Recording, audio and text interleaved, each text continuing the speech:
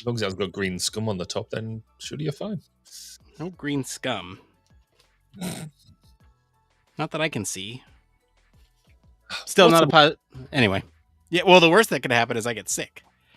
Well, true. And actually, tangentially connected to that, I've just been listening to a really cool podcast on done by the BBC on the origins of the coronavirus, pandemic, which was actually way more. I thought it would just be conspiracy theory stuff, and there is a bit of that, but actually, it was way more interesting than I thought it was going to be, and a lot more stuff. It's really weird listening to it now after such a long time. Really, it's a good years ago now.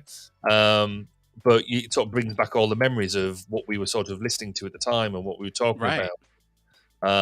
And actually, some of the conspiracy theories that, I certainly and still have a hankering over that, thinking that some things are true. Yeah, it's really interesting. You know what would be amazing?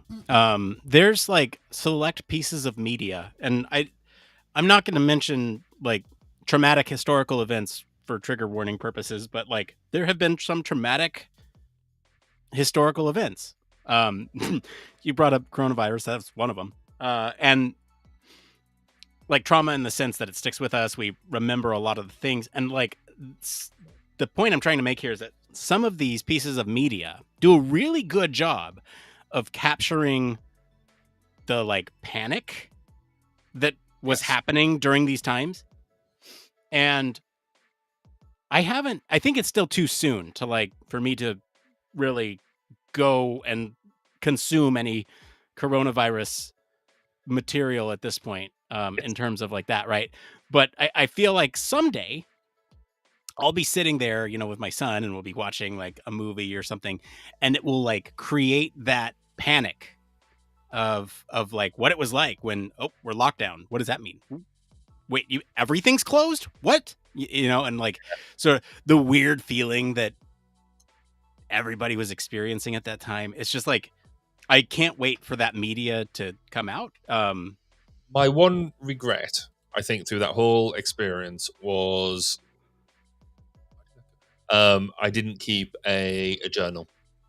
And really, and it's something I said to the kids, and I didn't do it myself, was everybody should have kept a diary through that time, because it is hopefully once in a lifetime event in terms of that scale, etc., etc. Yes, I hope it is.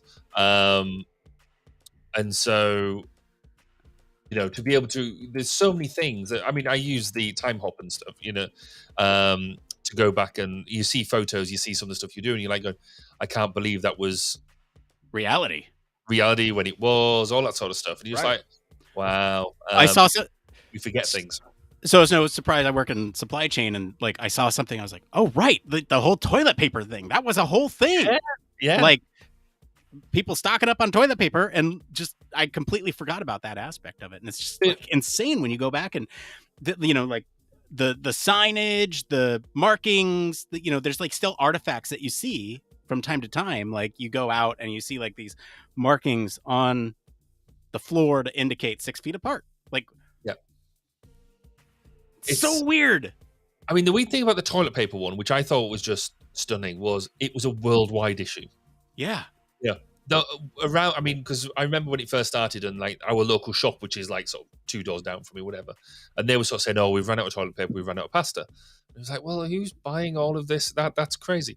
But it'll be fine. It'll all get sorted out. That'll be the thing. And then like it wasn't, because then people were like, right, toilet paper. Said, quick, you'd have the local message group, and people would dive down to go and stock up on loads of toilet paper. And you're like, wow, that's great. And you just think, it wasn't things like medicine. It wasn't things like, really critically important stuff. It was toilet paper. Yeah. And it to be a world, everybody complaining about it around the world. Maybe unless you're in the like deepest, darkest jungles or something. But it was impressive. So I've been listening to this podcast, and that it's been very amusing, in a very sort of way, which is good fun.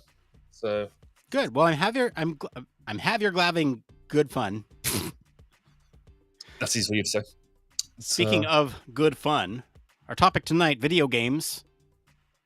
Yeah, this is going to be exciting. You're a big gamer, Gary. Totally. So massive gamer. You just can't get me off the games. What's your favorite game right now? Minecraft. Okay. That's the only game I play. Okay.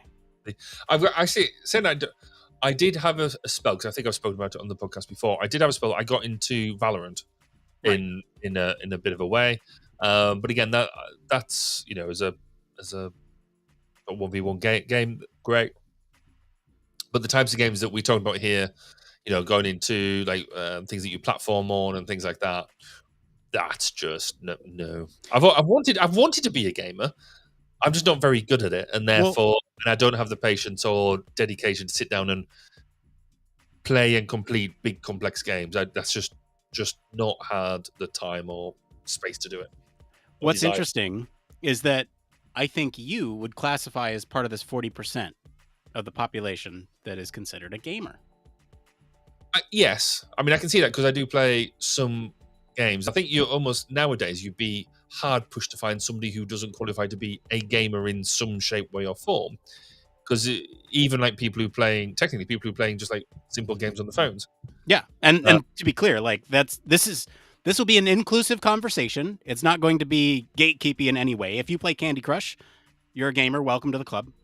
If you play just Minecraft, you're a gamer. Welcome to the club. We're going to be talking about a swath of examples within games. There's plenty of examples in this Medium article, but I think the interesting thing for me is sort of the human factors aspect of it, because not to put the cart before the horse and get into the discussion before we actually even start the show, but some of the interesting things I think around gaming for me is that if you think about gaming, it is in a lot of ways unironically very similar to complex systems that you might find on like aircraft or any other complex system in medical settings, like you name it.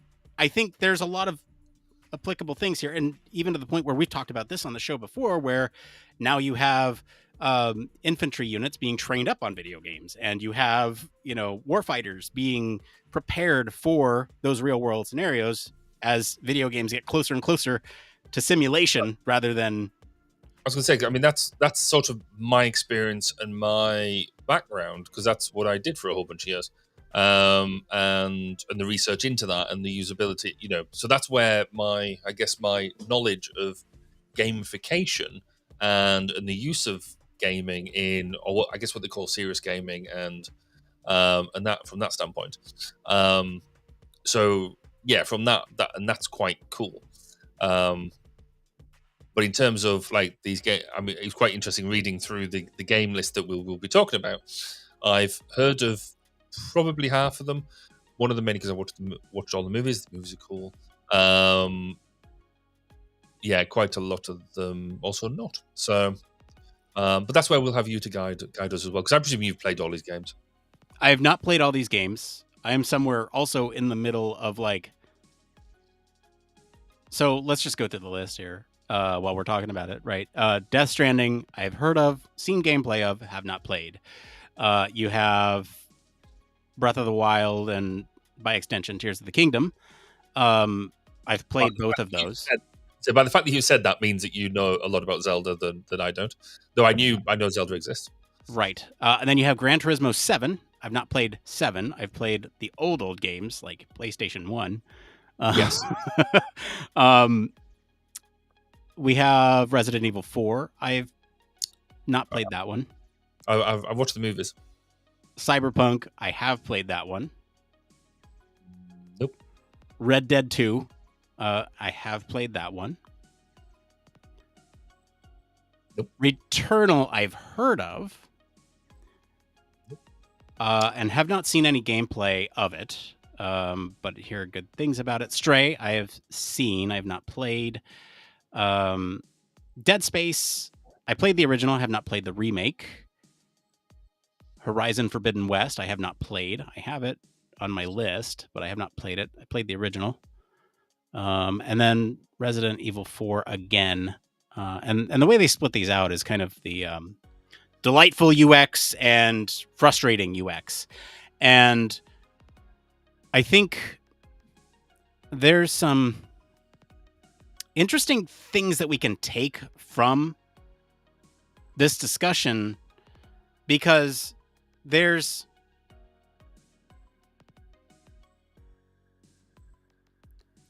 I'm trying to think of how to frame this, right? I was saying earlier that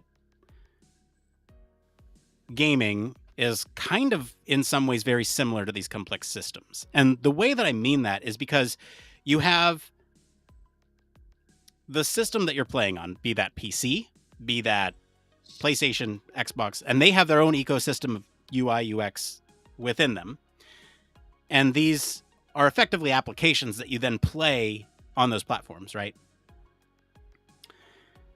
The interesting thing to me is that all of it plays together. Depending on the controller that you're using, you might have one experience versus another using mouse and keyboard.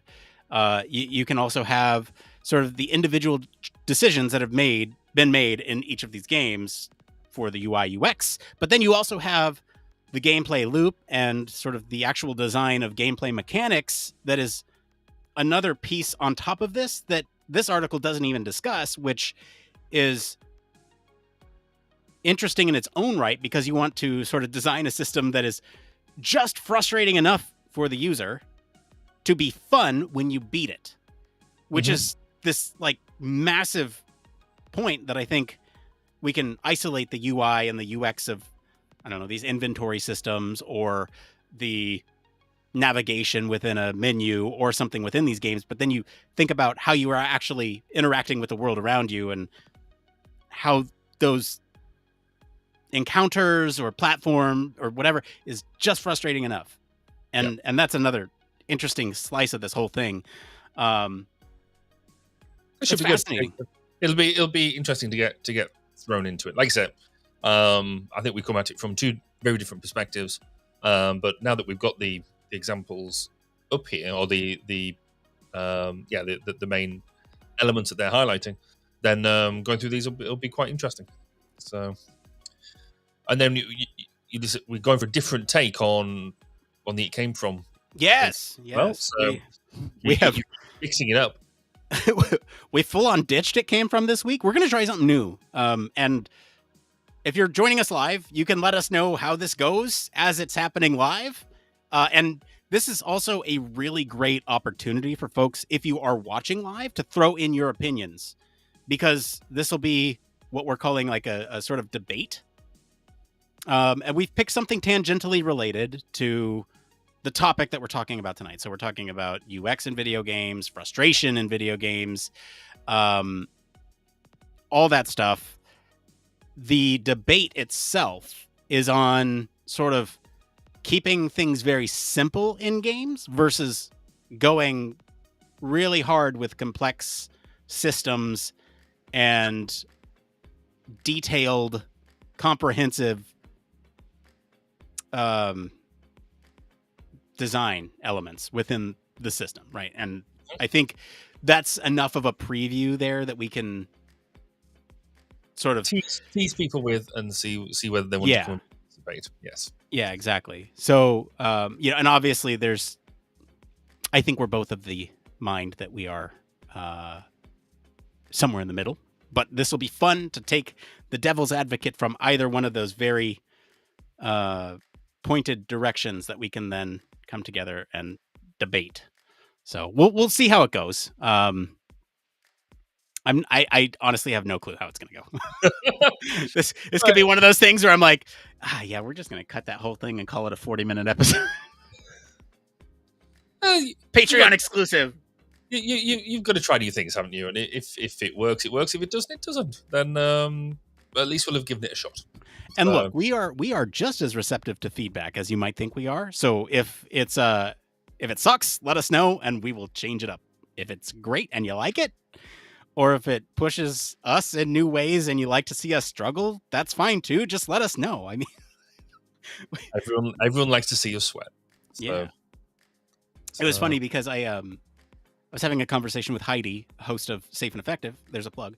But we were talking, and it's funny because we were talking about podcast logistics. And I think, Barry, you and I have had some of these conversations too, where I think us in the human factors realm approach podcasting very differently than somebody else might approach it, because we're effectively designing a show That's true.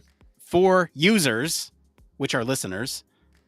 And so we're trying to come up with things that are valuable, insightful, entertaining. And so when we're trying new things, that's us taking a stab at that. Yeah. Testing new approaches. Exactly. This is our usability test here. Yes. Just doing it live and just we'll see how it goes. no piloting, Do it live.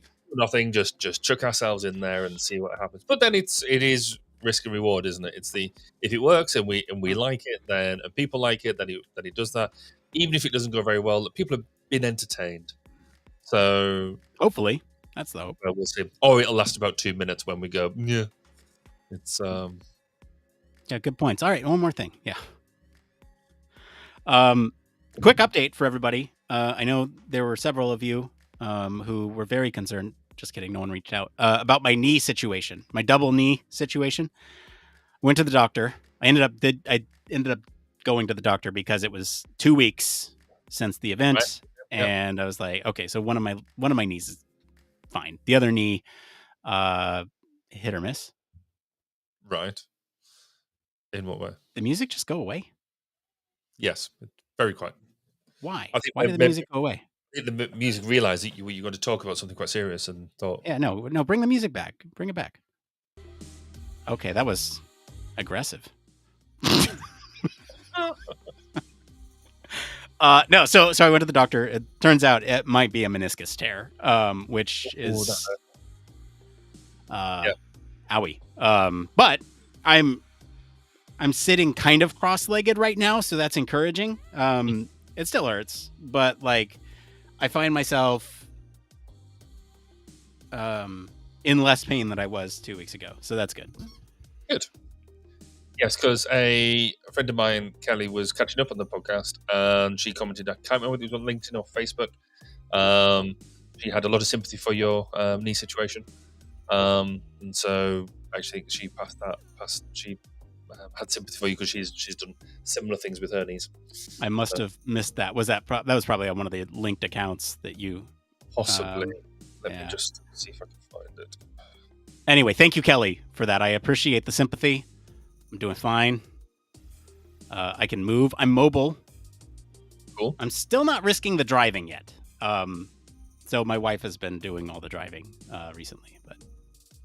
So in reality, actually, your knee's perfectly fine. You just like being driven around a bit. Shh. No, I told her, I'm like, you know what? I'm going out and getting stuff for like a month. But they say 4 to 6 weeks for musculoskeletal issues. So hopefully I should see some recovery here in the next 3 weeks. Hey, thank you, Indigo. On YouTube, wishing me a fast recovery. Thank you. I appreciate that. Yes, I hope for a speedy recovery too. My notifications were so long. I'm not going to find it. That's okay, Barry. Hey, I do have a question for you. So I have like 3 different things. I have 3 different things that I could talk about for one more thing. Okay. I want you to look at that list very quickly and just tell me 1, 2, or 3. 2. 2? Mm-hmm. I'm intrigued as to where you're going to go with that because that'd be quite interesting. I'm also intrigued as to where I'm going to go with that. I just kind of listed that as a potential. Okay, yeah, I got it.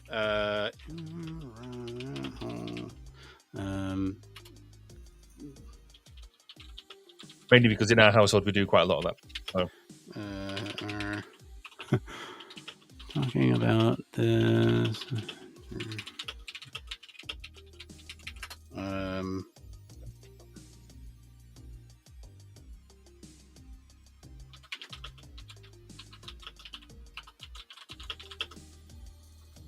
Yeah, see, my one more thing is quite exciting. Yes, I see that. Well, it is for me anyway. I think it's exciting. But we I shall really wish you were at HFES in person this year so you could get some drone shots for us. Well, technically, I don't think I would be able to. Oh, really? Is that because it's in the States anyway, so it probably wouldn't. You've got different laws and stuff around it. But in the UK, unless we get proper permissions and stuff, you're not allowed to fly within 50 meters of a building, or you're not allowed to fly over people. You're not allowed to do. So there's so many restrictions and stuff, So I've had to do an online training course. I've had to do an exam to get both an operator's license and a flyer's license. It's been a revelation. And then actually get the thing as well. But we'll talk more about that at the end of the show. But still quite cool. But of course, now it just means I want to buy more and bigger ones. So.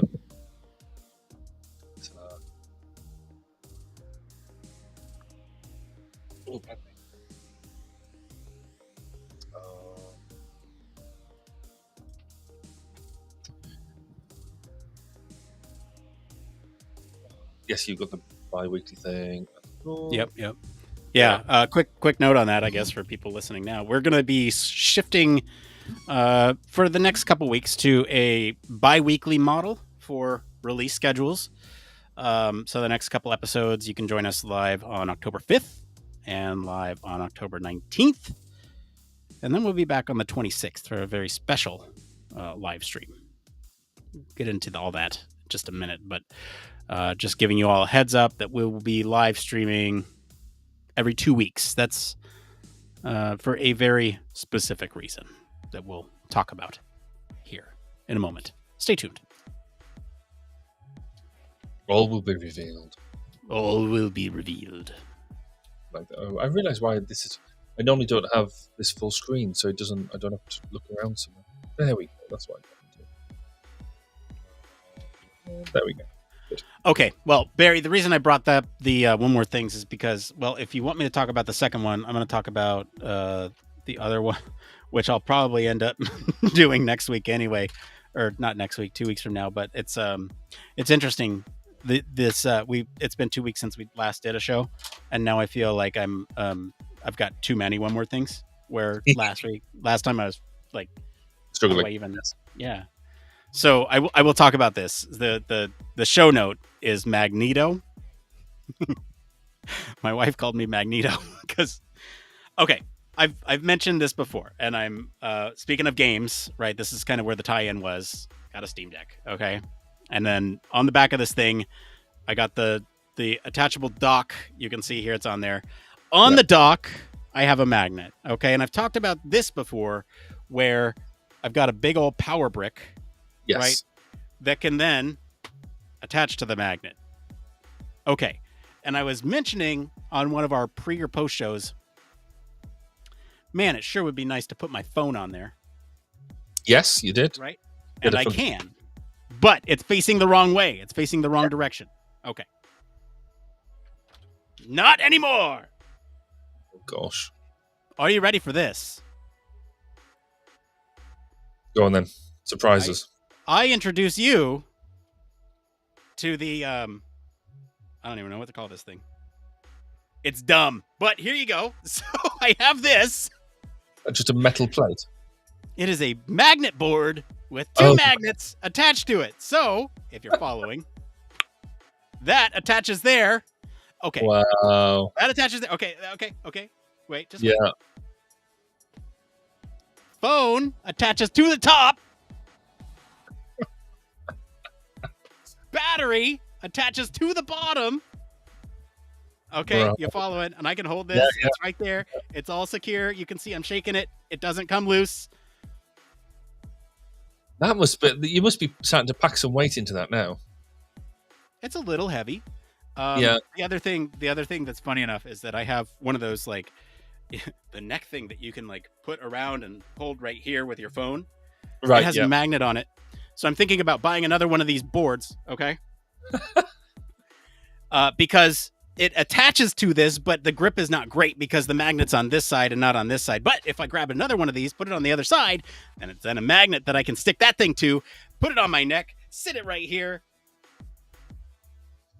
And if that wasn't enough, Barry, I've also got these. What are these, you ask? Well, they are little magnetic clips that I can then put on there for cable management. Not super apparent right now because it's just that one little cable on there, but I can clip it in place. Or important documentation or strategy guides or anything else that I may want to clip onto the top of this thing. I could just have it right there, clip it. Impressive. That's a level of commitment, I think, to the Steam platform. It's so dumb. It's the PC Linux platform. Okay, there it is again in all its glory. If you would. If you would like more information on how I set this stupid thing up, join our Discord. I'm happy to talk through it. But yes, there's the full setup. I feel we almost need to make a separate channel in the Discord just to cover your setup, to allow the discussions to happen there. Then it doesn't litter up the main chat. I mean, here's the best part. It doesn't interfere with the back buttons at all. Right. So, like, I can still hit those, no problem. Like I said, the weight is not an issue. It still holds strong. Like, these are very strong magnets. This is a little heavy. Like, this feels like it's 2 or 3 pounds, but putting it at the bottom offsets the weight, so it like fits in my hands, almost like perfectly balanced. Which, cool. Anyway, I've thought about this. The amount of effort that's gone into that is impressive. And the best part about buying these additional magnets is now I have these little plates that I can stick on other things, like another battery pack, or I don't know, my son's car that I just fixed. You know, I could like stick it on there and then have it for whatever reason. Or like, I don't know. There's bound to be a good reason behind that. There's boundless, there's limitless applications here. One of these old Stadia controllers, what I could do is put it on the back of the Stadia controller here and throw it on there and then just have it as a detachable. I don't know. What's like the most absurd thing? Oh, I'm just thinking he's already looking like he's very pleased with himself. Well, I'm just thinking about the absurdity of all this. How can we make it even more absurd? I think you're a long way there, to be fair. My answer? How about a handsaw? We could put a handsaw on there. So that way you can both saw and play games at the same time. You should send that to John. Ergonomics! It's very special. You need a lightsaber on there, really, if you're gonna be any sort of fan. I don't know if these are magnetic. I think they're all aluminum. Okay. Or aluminium, as we like to call it. That's right, aluminium. Yeah, no, it's not sticking. Oh, I'd send it back and ask for another one. Yeah. I'm trying to think of... Yeah, you're right, though. That'd be fun. A lightsaber on there. Well, maybe in the next 2 weeks, you've got to make a new lightsaber with a proper non-aluminium handle in order that it can stick. You got me thinking. Oh, okay. Here's another one. You need to think quick because we've got about a minute before. Oh, yeah. X-Acto knife. Oh, yeah. Okay. So you can open boxes while you... Or box cutter. You know, you can open boxes while you game. Or... I don't know. How about this? Nope, that doesn't work. Dang it. Thought that would work. Or just a pen. Yeah, good one. Yeah, nope. Sword. I've got a sword here. Well, I could... It's a shame that you're all the way up there. I could just pass the sword over and you could use that. I got a hammer that I can use in place of a sword, but I don't know if it's metal all the way down. No, but there you go. I could hammer while I'm... Fair enough. Yeah. All right, with that, I think we should quit that, and I'll put my hammer away.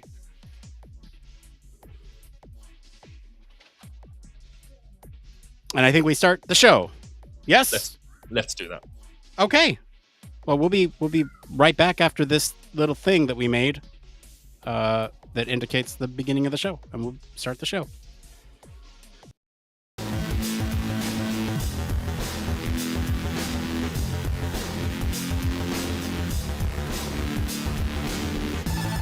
Welcome to Human Factors Cast, your weekly podcast for human factors, psychology, and design.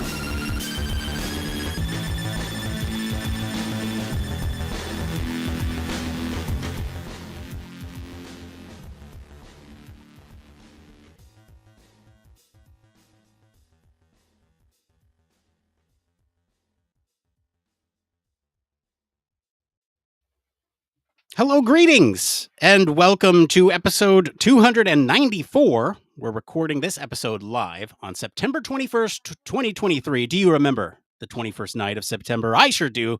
This is Human Factors Cast. I'm your host, Nick Roome. I'm joined today by Mr. Barry Kirby.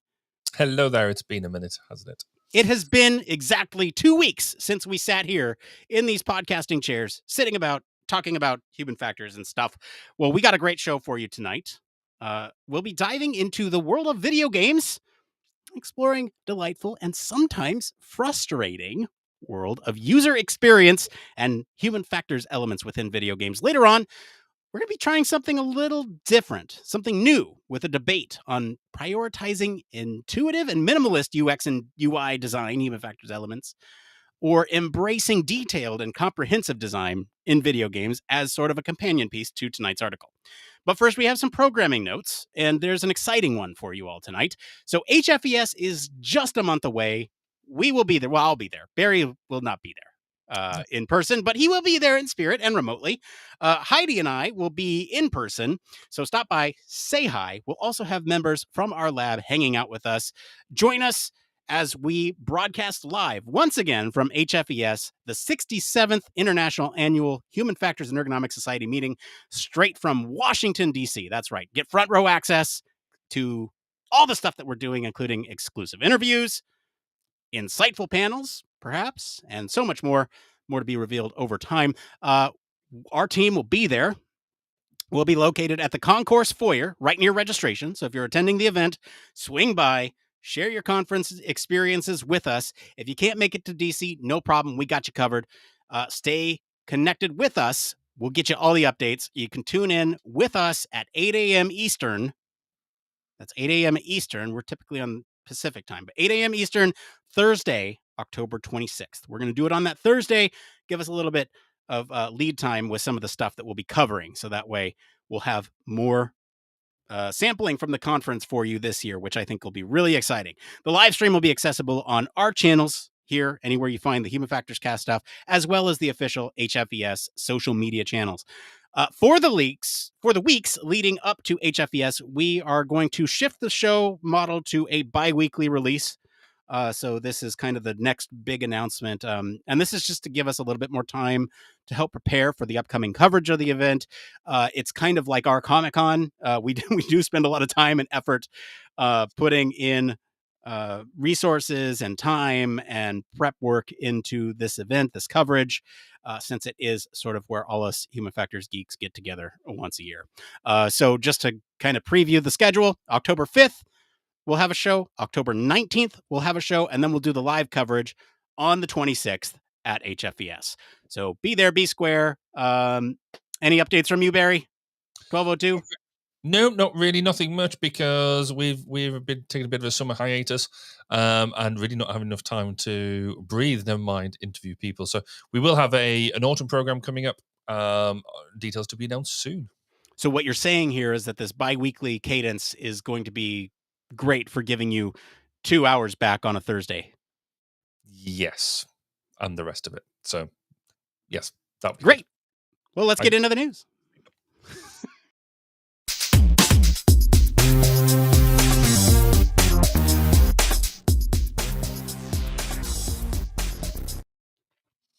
That's right. This is the part of the show all about human factors news. Barry, what is our story this week? So this week we are talking about delightful and frustrating UX in video games. So we talked about the impact of human factors engineering in the gaming industry. I mean, did you know that over 40% of the world's population are gamers? That's a massive user base that needs well-designed user experiences when they play their games. The author of this article is a UX designer, and they admit to spending countless hours playing games, and through this noticing the common patterns that lead to both delightful and or frustrating experiences when they game. The article discusses things like menu screen design, information display, and heads-up display, or HUDs. The methods in which the information is visually relayed to players as part of the game's user interface. One example of a frustrating experience is where the game bombards you with overwhelming amounts of information, particularly through its menu design. So we're going to talk through tonight 12 main examples that they bring out. There's going to be 6 frustrating ones and 6 delightful ones. So Nick, you enjoy a good game. You're self-professed gamer. What are your thoughts on the article so far? So this is interesting, and I thought this article would open up a wider discussion for us. So for me, it's very frustrating as a gamer, and to be in this field sometimes, because I know that things can be done better, and I'm aware, working in software development, what some of those limitations are, and where sort of the people behind the scenes would have not cut corners on some of these experiences that we'll talk about here.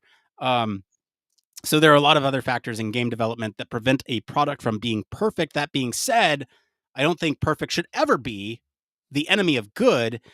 And I think this game development is interesting because the product itself is iterative, where the design of the product itself is iterative, but then also the entries within a series or across developers or publishers are iterative as well. And you learn lessons from one game and apply them to another, and games just get better over time. And so to point out some of these frustrating UI things that the article comes up with, yeah, they're frustrating now, but we'll learn lessons from them. And in the future, hopefully those problems will be solved.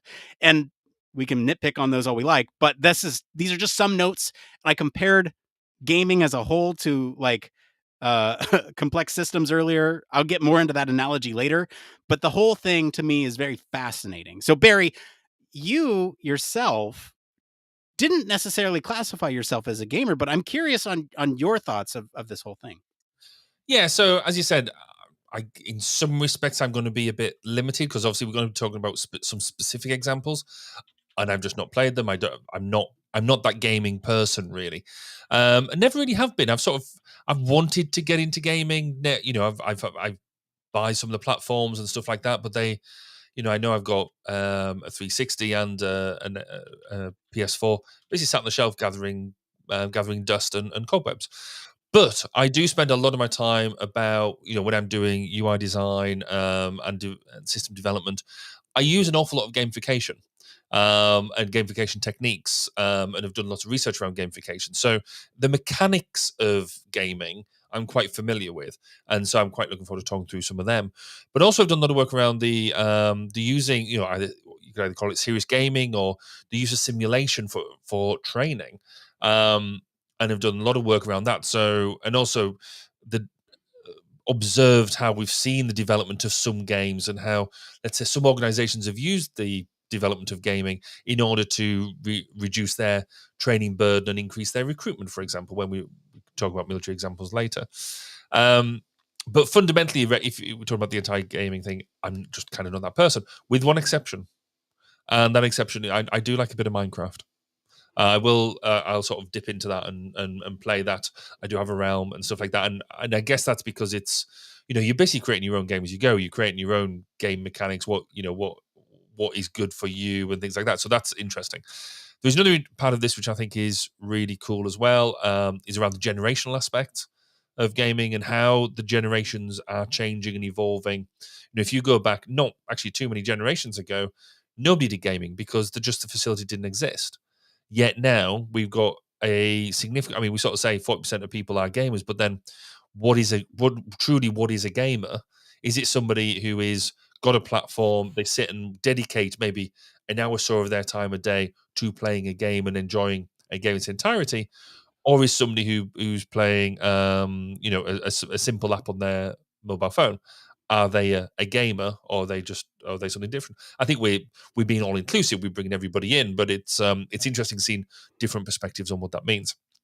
But I sort of echo what you said, is that in terms of UI design, I don't really see any difference between developing the UI of a game to any other interface I design, be it for a fast jet or anything like that, because the way I see it, the basics are the same. You need to be able to onboard people. So somebody who's never used something like this before, you've got to be able to bring them in a way that doesn't overload them, but allows them to explore. You've got to be able to make sure they can do the basic elements of what they need to do. But if they want to do more complex things, then them sort of things are available, shortcuts, all that sort of really good stuff. I guess that the big difference in gaming is you've got to allow people to explore the environment that it's in. You've got to be able to give them the information to work with, but also be able to provide a level of challenge, because you don't just sit there and just play the game just for the sake of it. You want to have a level of challenge, and therefore you get the enjoyment of beating either the levels or the game or whatever, and that sort of thing. So I think fundamentally the UI piece is I don't think it's really that much different. It's perhaps the outcome that we expect out of it, and it's you're trying to keep people immersed in what they're doing for as long as possible, and therefore good and bad UI is going to affect that. Does that make sense? Yes, it does. Yeah, good. Well, yeah, sometimes it does, sometimes it doesn't. So, I mean, I guess to dig into this into more detail, what we've done is list each of the different, so the 6 frustrating ones and the 6 delightful ones, and I think almost just take them one at a time, because they're actually, all of them are really good indicators, and it'll be interesting. Again, from the perspective you've played some of these games, I've not, or we've heard of them, we've seen some bits of stuff, so it'll be interesting to, if one of us have engaged with it, to understand maybe a bit more about what it is. But would that be a sensible approach for you, do you think? Here's what I think we should do. We should go through the list, so that way everyone is aware of what is out there. Some of these, I would almost argue, is subjective. There are some that are, this is obviously the author's opinion, and I think what we do is we just list the sort of the frustrating experiences that they mention. We'll list the delightful ones, and then we can kind of pick apart some of these, what makes it frustrating or what makes it delightful at a high level, without necessarily thinking about the example that they give, given that not everyone will have played that thing. If we need to, we can dive into it a little bit to give it some strength, but I think that's what we do. So let's go over the frustrating experiences here first. Maybe I'll do this one, Barry. I'll have you read the delightful ones after. But they list 6 frustrating experiences here. The first one is on Death Stranding. They mention an overwhelming display of information. The second one being Legend of Zelda Breath of the Wild. There's too many options, making it hard to navigate through the menu. Number 3 is Gran Turismo. There's inconsistent menu interactions. Number 4, Resident Evil 4, the 2023 remake. They forcefully pause gameplay when picking up an item. Number 5 is Elden Ring. Lack of contrast in menu screens. And number 6, Cyberpunk 2027 or 2077, incoherent menu screens. So, Barry, why don't you go over some of those delightful user experiences? Yeah, so the delightful user experiences that the authors brought out is, the first one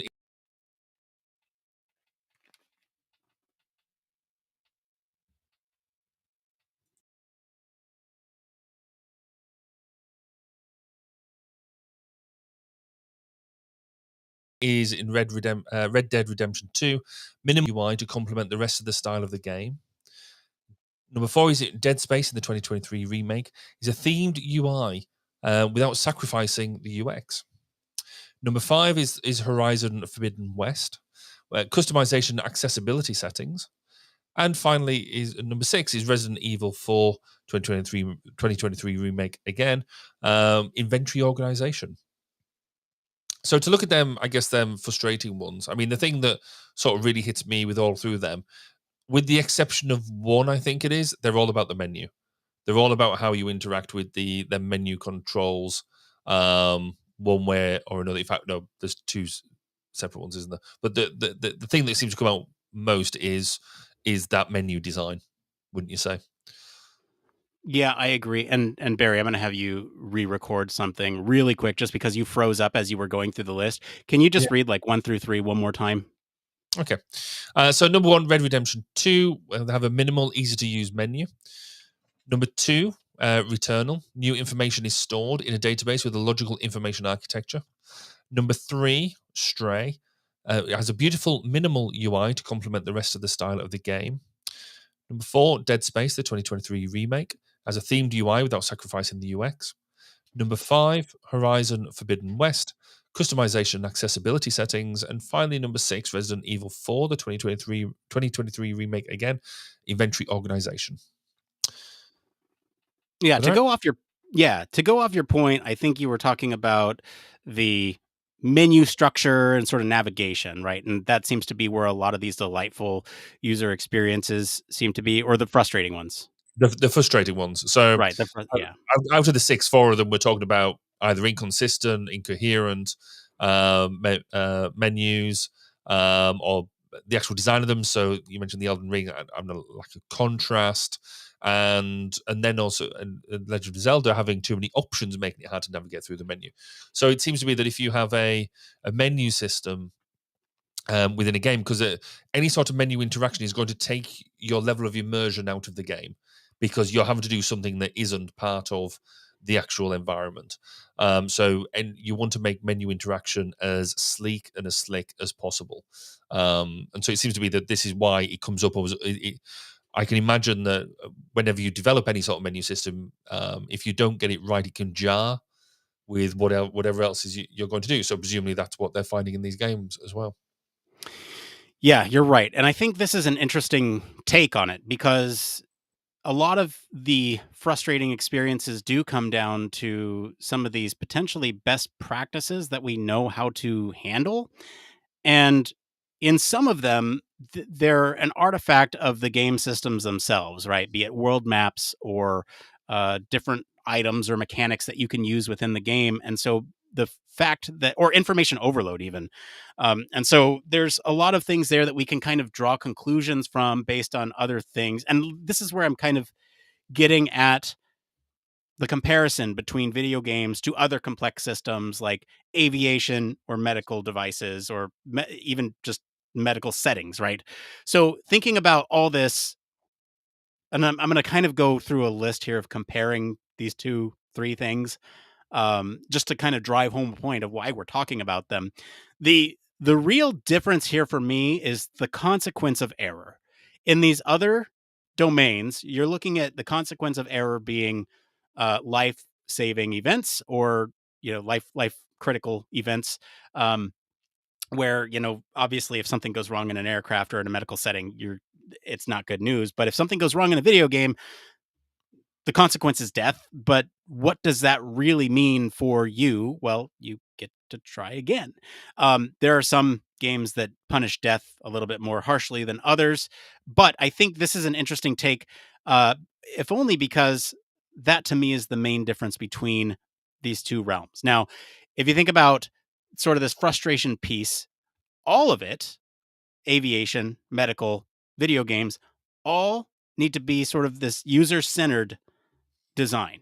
It's all about the players with video games. It's all about the pilots with aviation, or the maintainers, or the doctors, or the nurse practitioners, or whoever else in these hospital settings. And so if you think about all these things, it's ultimately designed, or it needs to be designed, for the person at the end.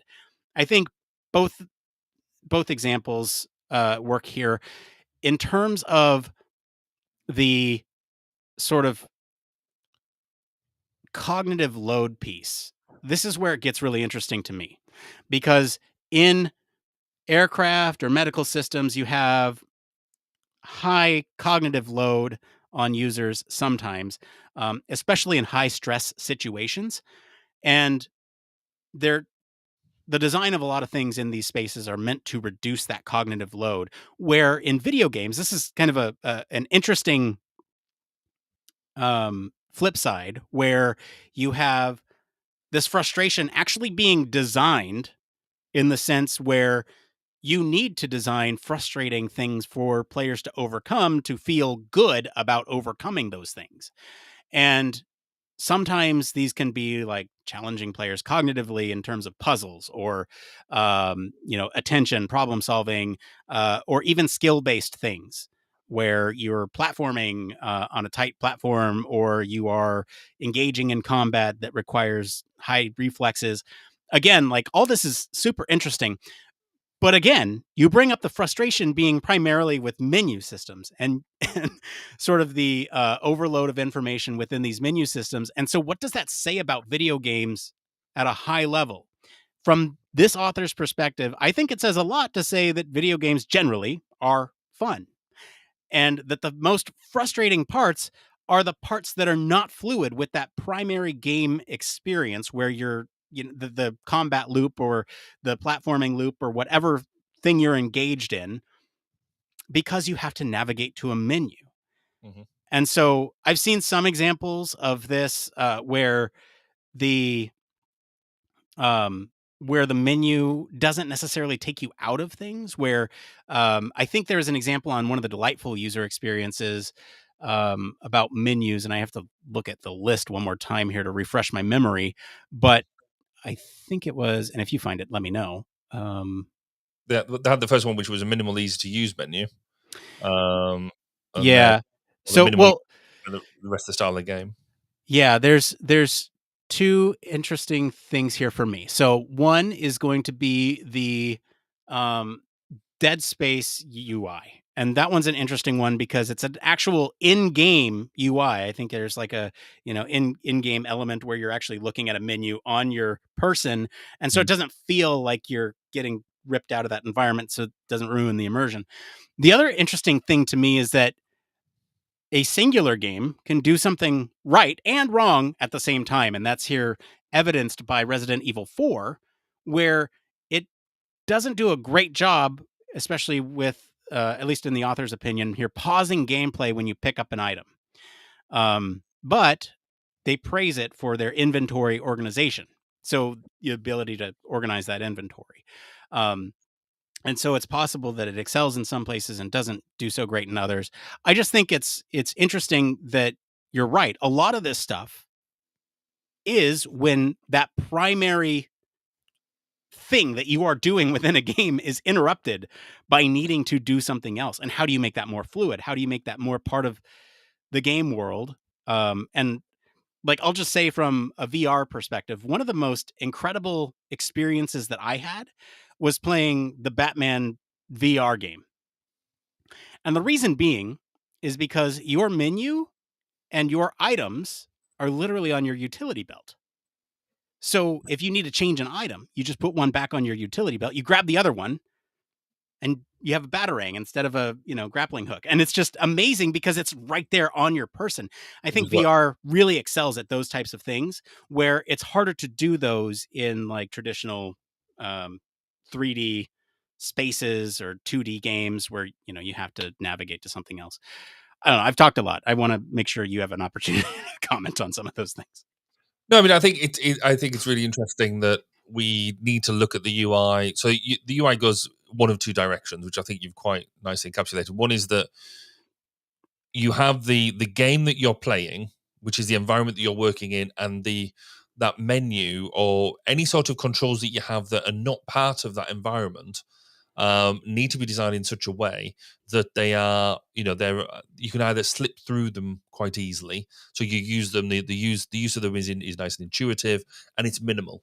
So they highlight some of the delightful user experiences, saying, any menu you've got has got to be minimal. You only need to do what you need to do, and nothing more than that. Because what you're fighting constantly, we do a lot of this when we're using simulation for training. You're constantly got a motivation versus immersion thing around it. So the more motivated you are to do something, and the better the graphics, the better the interface, the more immersed you get into what you're doing, and you're constantly trying to fight them to stay in, to have a high level of immersion. So the more you're bringing them out of that environment to do niff, naff, and trivia things, then the more frustrated you're going to be because you're not getting that level of immersion. That UI that you sort of talk about around having it, so the I think you said it was in Dead Space, where your menu is actually part of your character, and it's done within a way that is part of the gameplay. That's going to help with that. That's going to make sure that you stay more immersed in what you're doing, rather than having to almost come out to that high level.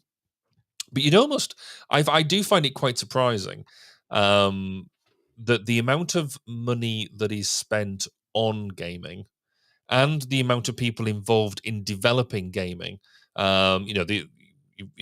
Game design is a serious, legitimate career in terms of UX UI development design.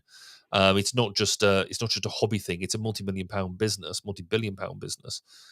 and yet we can still get seemingly these type of things wrong, or potentially incorrect. And I do find I guess I shouldn't be that stunned, because we get it wrong elsewhere as well. So, or it is done badly elsewhere as well. It just feels like if anybody should be getting UX stuff right, the game industry should be getting it right, and almost setting the examples and the trends to the rest of industry.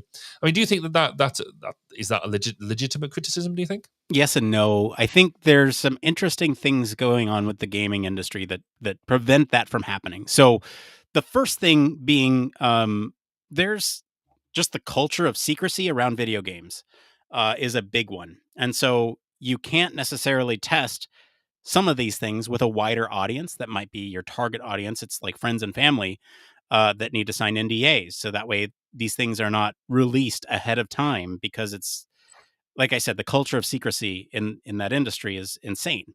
Um, and that's why leaks are such a big deal. It's why you don't hear about things for a very long time until a trailer is ready. You might hear rumblings or something, but nothing confirmed until you see a trailer. And it's very different from other entertainment media, like movies, where you hear about a movie and then sometimes it gets canned even before it makes its way in development. And the expectation is very different for both industries. It's fascinating from that perspective, but I think that culture of secrecy prevents a wider user testing base. Sometimes you'll have these big betas for a popular game, and they'll do an extended beta where they're kind of mostly done with the thing, and then they're making smaller tweaks. But some of the biggest pieces within the game are already set in stone, and it's more difficult to change those. And what types of things are going to, there's all this speed accuracy trade-off with development, that not everything that gets, like, if developers, designers, UX practitioners, human factors folks had their way, it'd be a perfect system every time. But because there are realistic timelines that you need to make in order to make a game shippable, or a product shippable, and if it's not sort of a live service game, meaning it's not an extended period of time that game is out and you can't iterate on it, there needs to be some level of sacrifice. And are you going to fix, a menu system, or are you going to fix, a game breaking bug that causes your system to crash and erase all your save data? And I think they would argue that takes a little bit more priority. It's basically like, instead of saying, do you want to make the plane easy to operate? Well, let's make sure the plane can fly first, is kind of the analogy there. But it's an interesting that one again, isn't it? Because to take it into the analogy of using the plane or any safety critical system, is the outcome is almost really well defined. You want plane to fly from, or the pilot to be able to fly the plane from point A to point B, doing, certainly in the military context, doing something along the way. And you could almost easily measure, or relatively easy measure, the outcome. Were they able to do the task? Yes, they did, because there's a big crater, or whatever the outcome of it is. The plane landed in one piece. Brilliant. That's great. And then you can get into, what was their workload like? Were they fully situationally aware? Did they think it was a good user experience? So our measurement technique there is comparatively simple when you compare it to a game where you're trying to challenge, you're trying to induce a level of stress, but just enough stress to make it a challenge in order for them to accomplish something, keep them immersed into a game. You're wanting to, because certainly nowadays a lot of like the bigger games are around allowing you to tell a story, allowing you to be part of a narrative, allowing you a level of interaction, but really, whilst you look like you've got complete freedom of action, actually funneling you down a predetermined path, or one of a very small number of paths, whilst making you think you can go and do anything you like. Very different challenge there to you get to the end of the game, because some people think that if you're able to finish a game, then actually the game has failed because you've not been given that level of commensurate challenge to finish. Other people, if they can't finish the game, they think they've wasted the money because they couldn't find their way through it, and therefore they've blown the cash. They wanted to get through it all, have the trial, and see the end credits. So it's having that very broad level of what customer acceptance looks like, or what customer delight looks like, is very different from, I guess, what I'm used to in the normal design world. And that is another fascinating aspect of this, because you have like the Souls-like games, which, if you're unfamiliar, they are essentially really hard games. Like, precise combat, you have to parry at just the right time, dodge at just the right time, manage your resources. If you don't, the punishment for death is very high. You get sent back with none of the resources that you gathered since your last sort of save.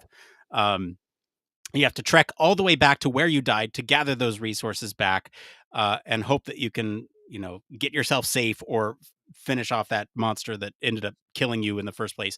So there's been sort of a large argument or debate, if you will, around whether or not these types of games should include things like accessibility settings to let anybody be able to play those at lower difficulty or whatever. And the sort of counter argument is that, well, that's not part of the core game, because you can't, because it's hard by default. Why would you reduce the difficulty? And then the other half is like, yeah, but that game is not accessible to a lot of people who don't have the time or patience to play it. And then the other counter argument is like, well, but that's the designer's vision. That's the vision of the game, is to be hard. Why should they make it easy for people? And then it's like, well, because if they want to make more money, then they would make it accessible to more people, and more people would buy it and play it, and they'd make more money. You go back and forth. And so this is a big debate in the space. And whether or not you're on one side or the other, I think, as highlighted by this list that we're looking at here, and just this list, we've talked about inventory issues, but we're also talking here about accessibility settings. That's another theme that I'm noticing here. Customization, accessibility settings. You also have things like lack of contrast being a frustrating experience. There's huge pushes lately for some of these accessibility settings, such as remapping buttons to be more comfortable for you, and being able to engage in sort of these high contrast modes or colorblind modes that allow other users to see those types of things that, for whatever reason they can't, or are easier to see for them.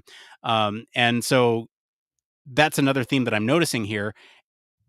And at what point does the gameplay go from difficult by design to accessible by design, and where is that line, and where should it be? And I think we can kind of get into that with the debate a little later. But it's just another thing that I'm noticing here as we talk about sort of this frustration within video games. It goes beyond the UI elements here that we're seeing. It goes beyond, even the video game itself. Like I said earlier, these are complex systems. You're playing on a system. In the early days of the PS5, when you had versions of games that would come out that were both PlayStation 5 and PlayStation 4 compatible, you had users on the PlayStation downloading the PlayStation 4 version when their system could handle the PlayStation 5 version, and it would load much faster, and it would handle graphics much better, and you'd have very different experience. But they would download the PlayStation 4 version because the store wasn't easily understood. You didn't know what the differences were between the two versions. And so that's a system-wide thing. And that impacts your enjoyment of the game because you get a different experience with it. And so that's where I'm saying, like, this is not just a contained experience within one of these apps. Because if you play a game that's cross-compatible on your phone versus on your Steam Deck versus on your PlayStation or your computer, you're going to have a different experience based on how you get to that thing. Do you access it through a launcher? Do you access it on your home screen? Do you have to put in a disc to be able to play it? All these things contribute to the end experience. And it's just fascinating to see how it all comes together. And it's kind of amazing in a lot of ways that we can get a tube full of people flying through the air.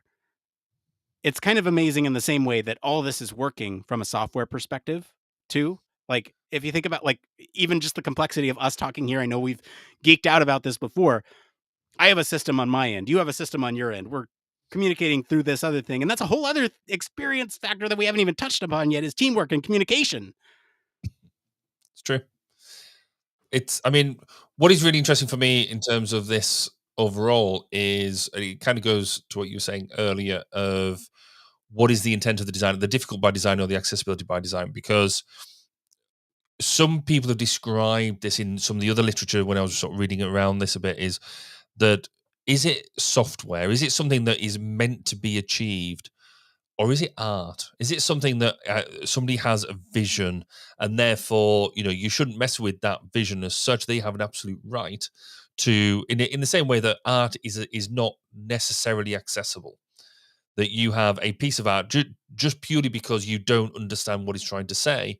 But part of what the value of that art is it's in your own interpretation. It's in the way that you access that piece. And I think I've spoken about this before, where I've struggled to understand art in the past because it's just blobs on a piece of canvas as far as I'm concerned, until somebody then explained to me around, well, it's about the journey. This is why I did what I did. This is where I got to. This was my struggle. This is how it's expressed. That means something very different now. And somebody said that game development, particularly around the really beautiful games, the really well thought out, so not just the simple thing on your phone, but the stuff that has a longevity to it, is not just a piece of software, it's a piece of digital art that you can interact with. I thought it was an interesting take on it. I'm not necessarily completely bought into that, but I can see, given, you sort of mentioned like different types of software engagement, I remember my early days of having a game was on a Commodore 16, where you put the tape in, you waited what felt like a few days for it to bring up the tape, and you got the really simplistic interface that had no style around it whatsoever. The aircraft simulator was really, really basic. All the way through to compared to what you got now, it has been such an evolution. It's unreal. And again, now you see, you mentioned already about going into VR and AR. Where are we going to be with game play in another 10 years, in another 20 years? And I reckon that number that we said originally, around 40% of people being gamers, will be vastly higher, if not double, if not like nigh on 90 to 100% of people will be gaming. Is a prediction I make now, and you can come back and listen to this in 10 years' time and see whether I'm right. Yeah, we'll bookmark this episode. All right, we're going to take a quick break. Thank you to our patrons and all of you for selecting our topic this week. Thank you to our friends over at UX Collective for our news story. If you want to follow along, we do post the links to all the original articles and our weekly roundups in our blog. You can also join us on our Discord for more discussion on these stories and more. We're going to take a quick break, and then we're going to be back, and we're going to try something new live, and it'll be really interesting and see how it goes. All right, with that being said, we'll be right back right after this. Are you tired of boring lectures and textbooks on human factors and UX?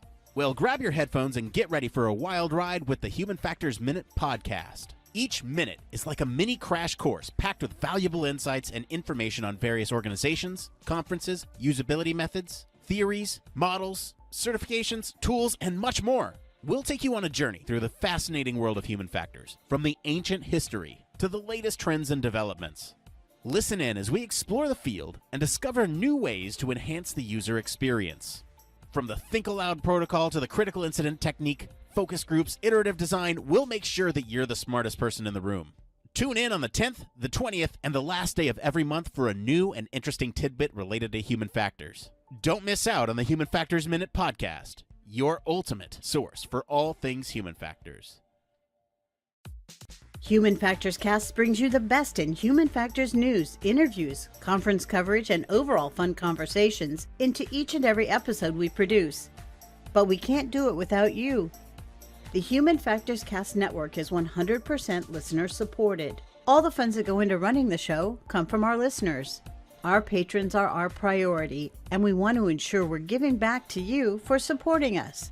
Pledges start at just $1 per month and include rewards like access to our monthly Q&As with the hosts, personalized professional reviews, and access to the full library of Human Factors Minute, a weekly podcast where the hosts break down unique, obscure, and interesting human factors topics in just 1 minute. Patreon rewards are always evolving, so stop by patreon.com/humanfactorscast to see what support level may be right for you. Thank you, and remember, it depends.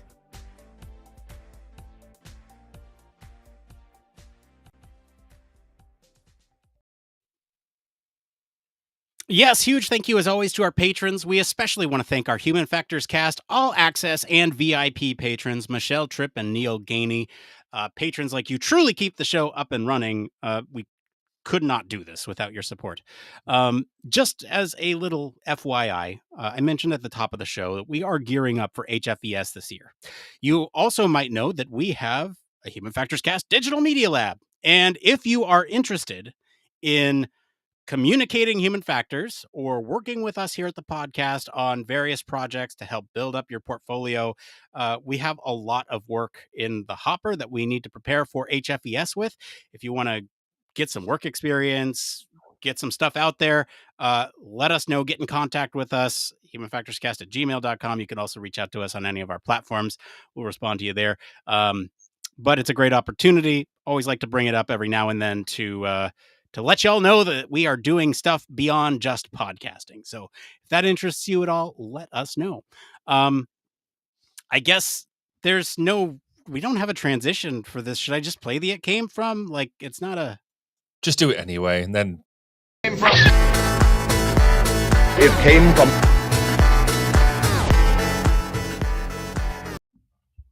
It came from the debate stage? I don't even know what to call this. So just to be completely transparent with all you listening, we wanted to freshen up the format a little bit. The It Came From's, let's be honest, we're getting a little stale sometimes. A lot of the samey questions after doing this for 7 years, 8 years, no, 6, what, a long time. A while. We start to see the same questions come up and just phrased in different ways. And we wanted to try something new. We're trying this completely on the fly here. So join us on this journey, as it's probably going to be embarrassing and we're probably going to struggle through it a little bit. But the idea here is that we have a debate topic that is tangentially related to the article topic that we talked about tonight on the show. We'll each take one side of this and argue points for that perspective from a human factors standpoint. And again, this is related to the primary article. So the prompt for tonight, Barry, is: should video games prioritize intuitive and minimalist design, potentially sacrificing depth, complexity, or should they embrace detailed and comprehensive design at the risk of overwhelming or ostracizing new players? So, Barry, you have opted for which argument? I'm going to be pushing for the intuitive and minimalist design approach. So minimalist UX UI design. And the main reason behind this, and what I want to push, is that if we have a intuitive minimalist UX UI design, then it has the greatest chance of success. The reason behind that is because you're going to have broad accessibility. Everybody is going to be able to get in and play the game. Those people who are possibly more like me, who is more of a casual user, there is nothing worse than trying to get into a game and do so. You get overwhelmed straight away with lots of stuff going on. You have to learn lots of different bits, lots of the instructions on how to use it. I immediately get turned off. I don't want to play. So if you want to get casual users into it, then you need that minimalist design so you can get immersed into it straight away. And then hopefully, if you've done it properly, then you will be able to play, keep on going playing that game. If it's too complex, you're just not going to start. Therefore, everybody loses. You don't create the money from it, and nobody plays the game. Nick, so what perspective? Obviously, that's my first opening gambit on this. So, what perspective are you taking, and what's your initial thought? Sure. So I am taking the argument that video games should be detailed and comprehensive. And I'm going to steal the point that you were talking about earlier in the article discussion that video games are art. I believe that video games are art. I believe that they are a vision, not necessarily of one person always. Sometimes, in the case of indies, you do have a video game that is representative of that one person's image or vision for the product. I think video games are a collective piece of art that represents the video game team, the design team, the development team, the art team, the story team, everybody that contributed to that singular product. And I think that in itself should be reason enough for video games to be whatever they want to be, whether that's complex or intuitive. But again, I'm kind of arguing for the complexity here. So what I'm going to say is that in this case, with a piece that is robust, that has depth and complexity, you're going to capture the gamer market. You mentioned at the top that 40% of the population is a gamer. Well, why are we not capitalizing on that 40%? Let's get that depth in games and make that comprehensive design cater to that specific demographic. So that is my initial standpoint. Go. I don't know how to do this. No, exactly. I mean, so if we're going to maximize a broader engagement base, then two things are important here, and I'm going to crowbar two of my points into one, really. Firstly, you've got to get people playing the game faster. You've got to get people actually from the point of either downloading it, because it could be on your phone, or onto your platform.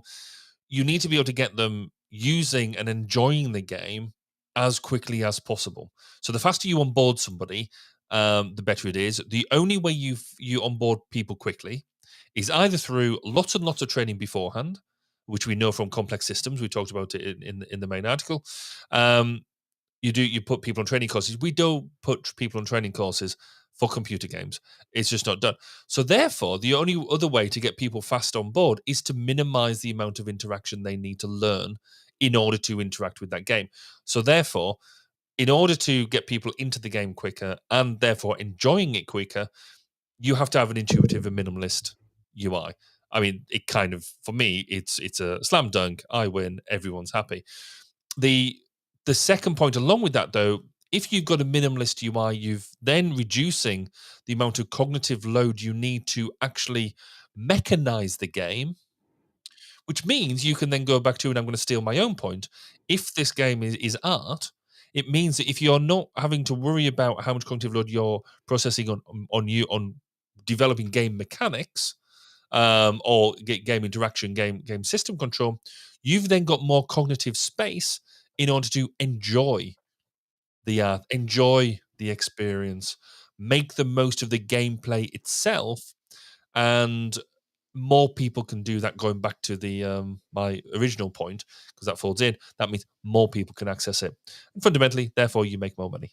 Okay, let's go back to that first point about onboarding and getting people on. Not all games are intuitive. And I know you're arguing for intuitiveness, but there will still be a subset of the population who will need to go and refer to some guide to be able to play a game. By making these systems more complex and including more external including more resources on how to play the game included in the game itself, it will sort of eliminate the need to go out, look at sort of some of these external guides, look at wikis, forums, YouTube videos on how to do something, and it will be better for those types of players who want all their resources in one place. Now, to get to your second point, it's art, and it basically the cognitive load aspect of it. Well, if you make a game more complex, you're looking at supporting potentially more diverse cognitive styles. Not all players process information in the same way.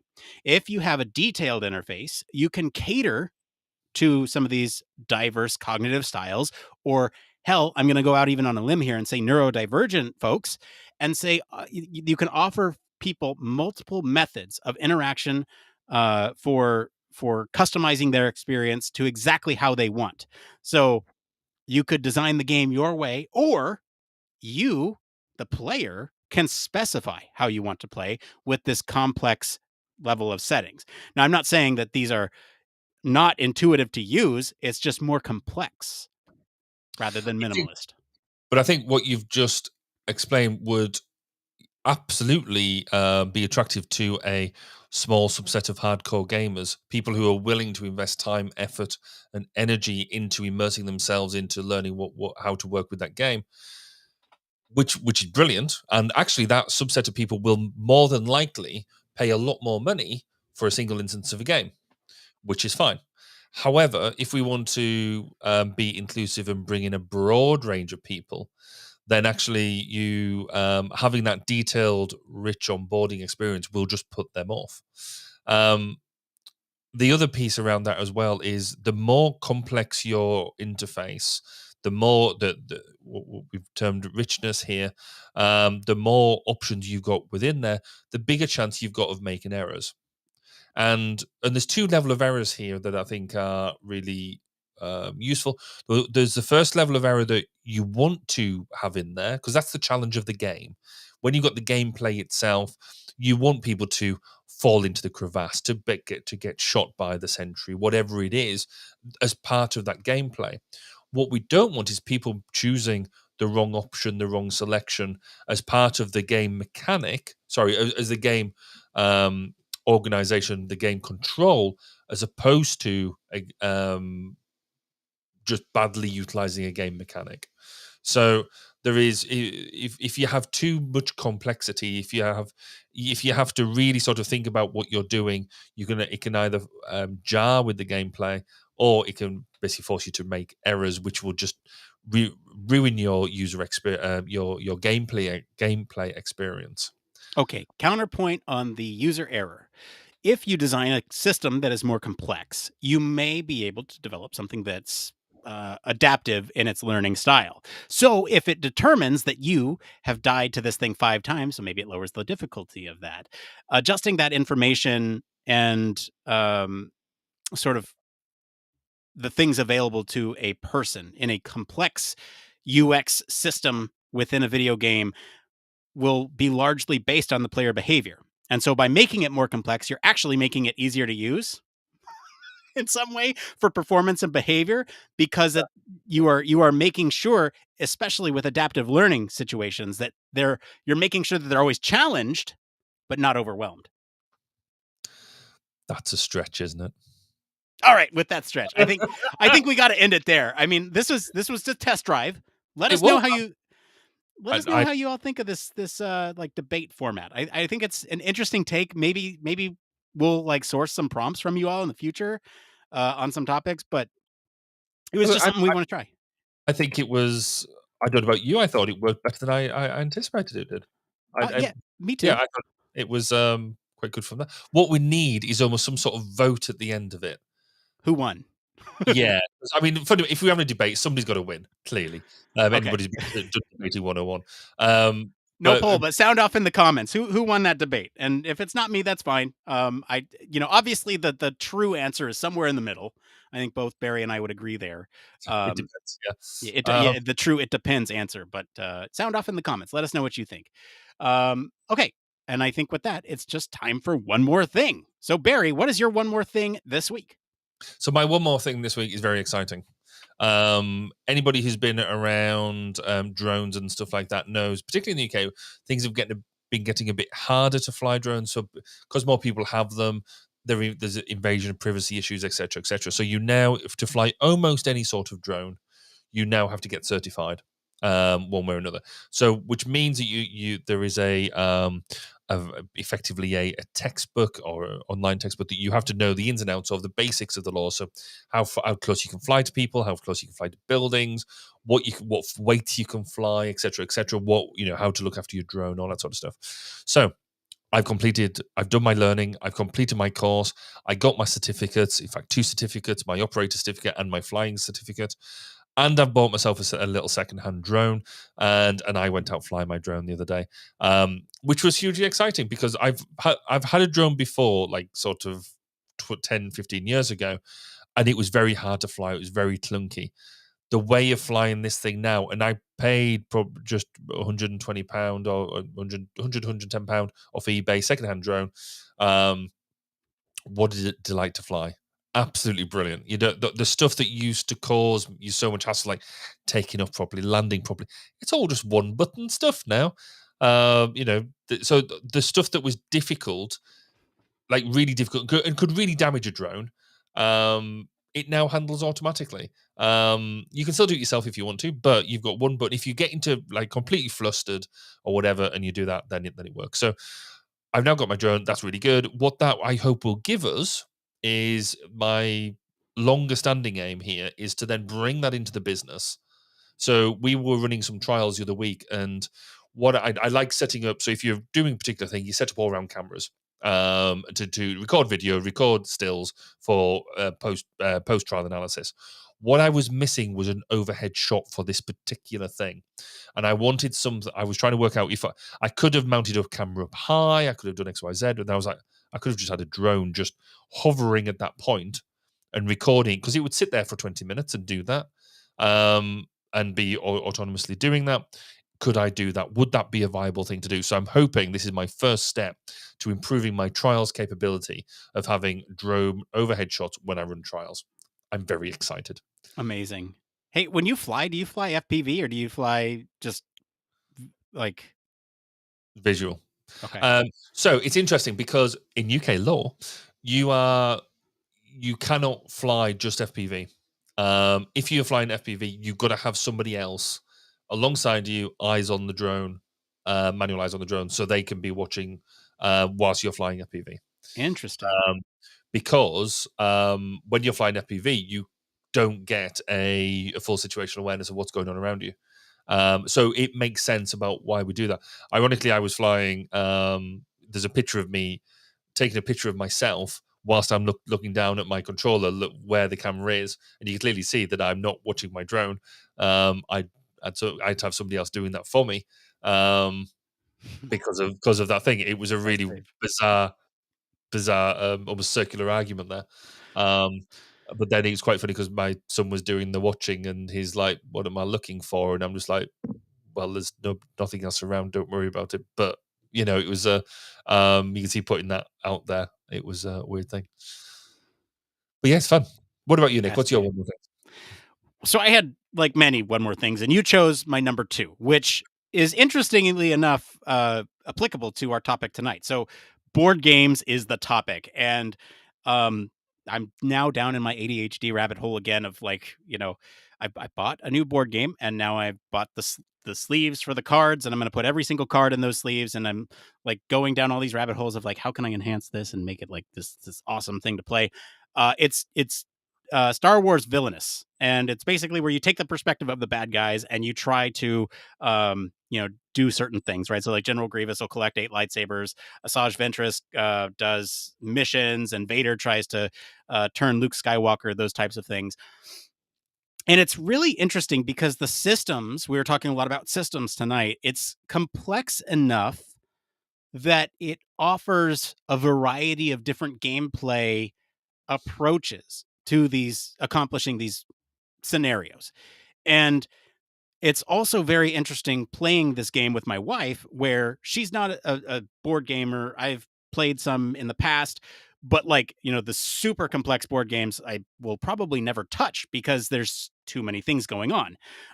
Sort of working against my own debate point here. But I think it's just fitting that we're talking about this because as my wife and I were trying this last night, I felt like there was just the right amount of learning for this board game where we felt accomplished after we had completed a round. And it was just a test round. It was a test game for us to see how the mechanics worked and how, we would interact with all these cards and what they all do and how to play the character. It was just it was just a fascinating experience. And so we're going to try again this weekend a couple times with a couple different characters now that we get the flow of the game. And it's just, that's very rewarding when you get to that point of not mastering a system, but understanding a system so that you can attempt to start mastering. And that's it. That's my one more thing. And that's it for today, everyone. If you like this episode, enjoy some of the discussion about games, I'll encourage you all to go listen to episode 257, where we talk about, do video games affect your well-being? Comment wherever you're listening with what you think of the story and our new debate format, who won that. And for more in-depth discussion, you can always join us on our Discord community. Visit our official website, sign up for our newsletter, stay up to date with all the latest Human Factors news. If you like what you hear, you want to support the show, there's a couple things you can do. One, you can stop what you're doing right now, leave us a 5-star review on your podcast medium of choice. That always helps us out. Two, this helps us out more than those 5-star reviews. Tell your friends about us. You know, we're going to be there at HFES, and if they're going to be there, let them know and tell them to stop by the booth. Maybe you'll hear your friends on the show. 3, consider supporting us on Patreon if you have the financial means to. I have now a board game addiction that I need to fund. Just kidding. That all goes back into the show. Just kidding, like Barry kids about his car. And as always, links to all of our socials and our website are in the description of this episode. Mr. Barry Kirby, thank you for being on the show today. Where can our listeners go and find you if they want to talk about Minecraft? If you want to come and talk to me about anything at all, including Minecraft, then come and find me on X. Do we have to call it X? At Baz_K or any of the socials, just search for Barry Kirby, you'll find me. If you want to come and listen to people I interview, interesting people around the Human Factors domain, find me at 1202 the Human Factors Podcast at 1202podcast.com. As for me, I've been your host, Nick Roome. You can find me on our Discord and all social media at Nick_Roome. If you want to talk about Human Factors, Star Wars, video games, it's all there. Thanks again for tuning in to Human Factors Cast. Until next time, it depends.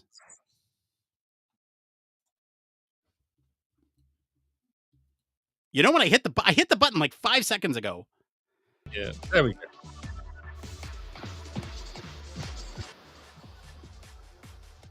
That's an interesting bit of music. It was very chaotic. Yeah. Well, that wasn't as bad as expected. I love it. I love it when you come out of an episode going, well, that didn't totally suck. I thought the debate format worked relatively well. I thought it was interesting. And with better prompts, we can certainly come up with something that's going to be awesome. I think what would be really neat is, so there's 2 ways you could do this. One is that we get our lovely audience, in the same way that they choose the story, they choose the debate. What might be more, or this could be an and, no, it doesn't necessarily have to be an or. They choose the debate, but then they also assign who's who, and therefore they could either be really nice to us and sort of do something that aligns with what we would naturally think anyway, or they completely screw us and say, you know, whatever it may be, and then we've got to basically dig ourselves out of that hole. I think that could be quite good. But it depends whether we want to be informative or we just want to be blatant entertainment where people try the hardest to trip us up. So both could be fun. I feel like, so full transparency, I asked ChatGPT for a prompt. You surprised me using ChatGPT for something. I mean, shocker. I've had some really serious, strong conversations about using ChatGPT in a number of situations this week.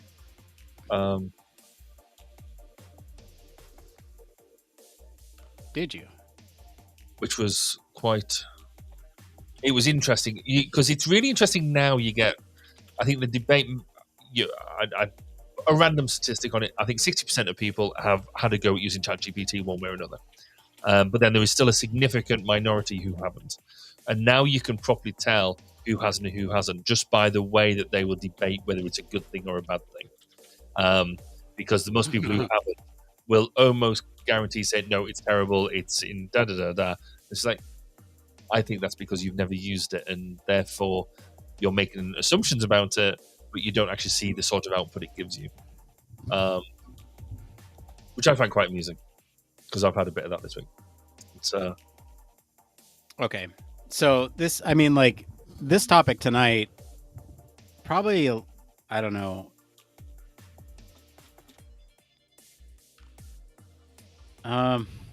So I just asked it for, like, this is, it sucks.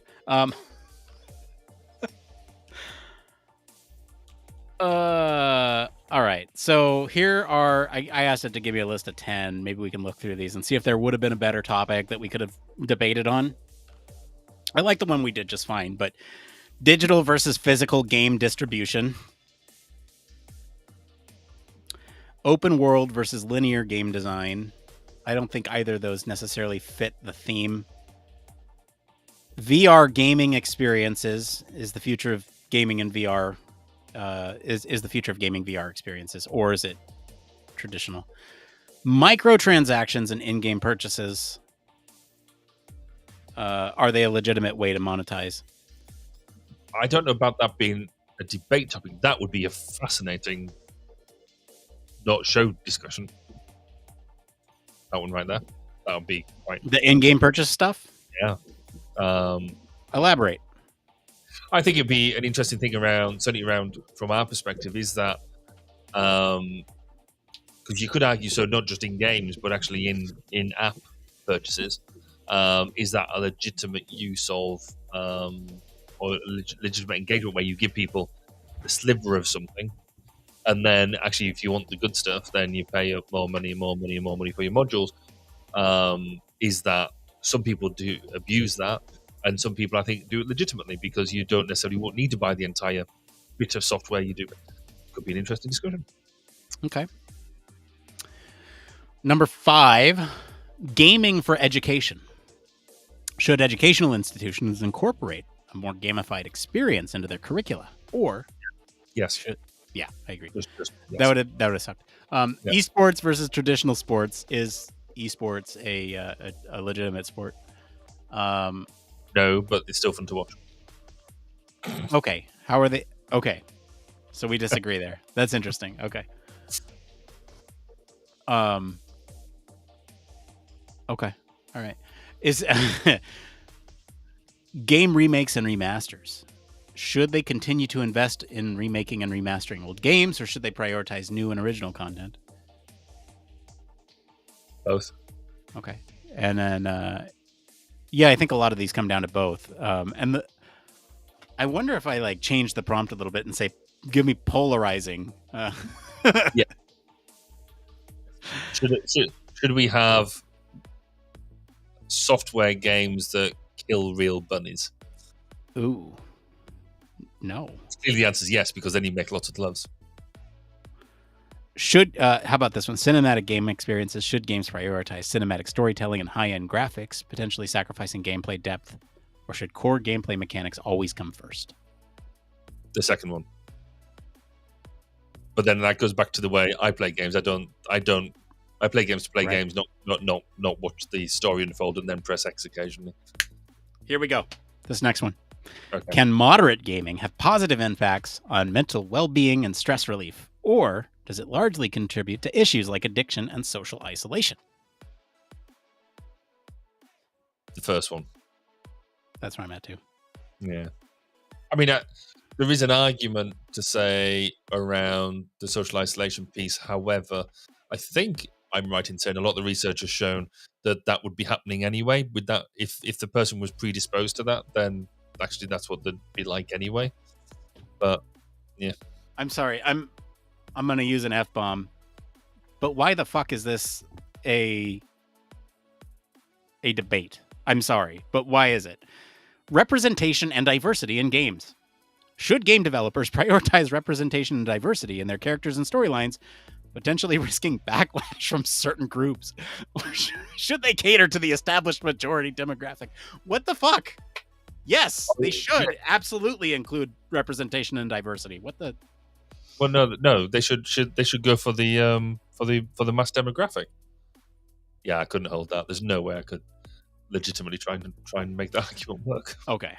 Well, some things I think it's almost quite easy to like what we did. I think we could have both of us could have easily have argued for either side of what we did tonight. because like we both largely think it's in the middle of that anyway. And there is decent arguments for both sides, but for something like that, I think I know in classic debate school style, you're meant to take that debating topic and run with it. That's why I never really did debate school. But okay. But then with my more political background, I like having an argument that I believe in to run with. Exactly. Okay, so I reran it. Okay. Using polarizing, and I threw in an extra human factors in there. So this is kind of getting more at us and our domain. In-game tutorials versus external manuals. Oh, yes. That's right. Good. That's a good one. Fixed versus customizable UI. Yes. This is a better prompt. This is a better prompt. VR immersion versus traditional gaming. I don't necessarily think that's a great one. It's interesting though. I mean, if you got the likes of, because some people think that we overdo VR at the moment, or if you get a cheap VR game that they haven't put the effort into the UI properly, then it's just crap. Whereas if you get you can get some really simple but really effective VR games. Beat Saber. Yeah. An absolute classic of as soon as I first saw the gameplay, in fact, it's probably one of the ones when I first saw the gameplay, and a friend of mine had the PS4, the PlayStation helmet thing, and I was like, I want to borrow it. I want to do that. I want to be that sabering thing. But the concept of it, so deadly simple, brilliantly simple, but a massively complex game. It brings a whole lot of stuff in together. Fantastic. They have a new one where I don't know the name, but you strap the things to your feet and you just move your feet.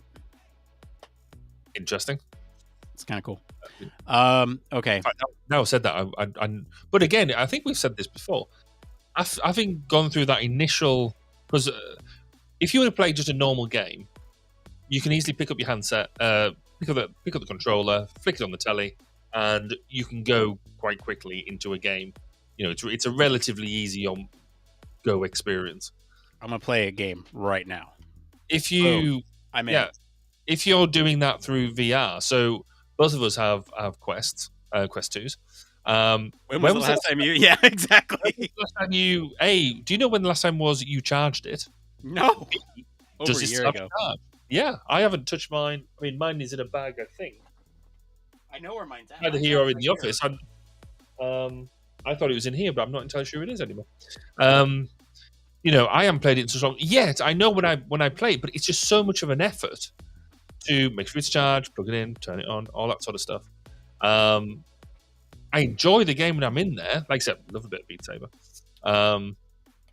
But yeah, I haven't played with it in ages. So, because you got all the battery packs and stuff. I got the fancy one that just clips on. Yeah. I don't know where my backup is. So, yeah, and I'm kind of thinking I might need to have I might need to get it out to have a play. But yeah, I know, yeah. So here's the thing: is like my kid just started preschool and he's gone for like 3 hours a day, and I'm like, oh, now I can actually go to the gym, and I'm like, I don't want to go to the gym, but I could pull this thing out. Yeah. It's the downside. So because we've now moved to our new offices, which is all very cool, by the way. I find I'm back in the office more as well now, so I'm pulling longer hours. I mean, we are very busy as well. There's a lot going on, but I'm pulling longer hours at the moment. But equally, I'm quite liking the ability just to go and walk around it, because we've now got 2 floors of offices, and so we go and I go and wander up and wander back down again, and we've deliberately made it so the kitchen and the refreshment area is on a separate floor to where our offices are. So you have to get some up and down steps going on to do what we do. So, okay, very excited. I got some more for you on this list. Yeah. All right. Accessibility features versus game difficulty. This is kind of getting at the whole. We talked about that Souls anyway. Yeah, we did. The answer's both, clearly. So, are they diluting the intended challenge and experience, or are they enhancing the inclusivity of the game? Yeah. Micro, Yeah, yeah, you have to have the simple mode so that I can play it. exactly. Yeah, that's where I'm at. Like, I suck. But I want to play Bloodborne. I want to like get through. Like, I got through half of Bloodborne, but I want to finish it and I can't. There's the boss I can't get through. How about this one? Microtransactions and UX design. Do microtransactions, especially when deeply integrated with the game's UI UX, enhance the gaming experience by offering more choices, or do they disrupt it and push players towards unwanted spending? I think I think a good example of that at the moment is Royal Match. Is it? It's a bit like Royal a Candy Match. Crush game, but it's just another one that they're pushing. But on the whole, it's largely ad free. You do some basic stuff, play it great. But then they do have in game purchases, which, you know, for 99 pence it'll give you a couple of extra lives or something like that. Which I think, and actually the way that they pitch this is relatively good, because you can either use buy some of this stuff, or if you keep going at it long enough, the game will allow you. It doesn't just block you, it doesn't just stop you from progressing.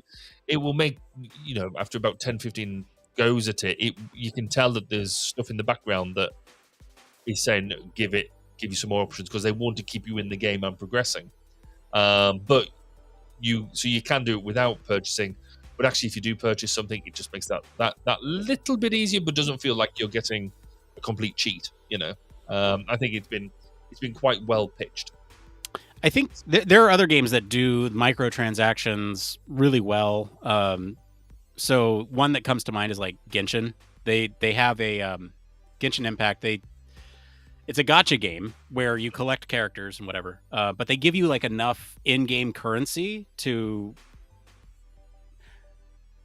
It's like random draw, right? And that's like the shitty part of it, is that you pay for random draw, but they give you enough currency that if you save, you can get the character that you want. And they have like a well-established pity system that if you put enough in, you'll get the thing that you want. That is not completely unreasonable. So like you could come into that game completely free and play it and enjoy it and get the things that you want out of it. If you pay, you get a couple extra chances, and they offer, I guess, a couple different levels of pay. So you can be like the $6 a month or whatever and get like, 100 extra chances or whatever.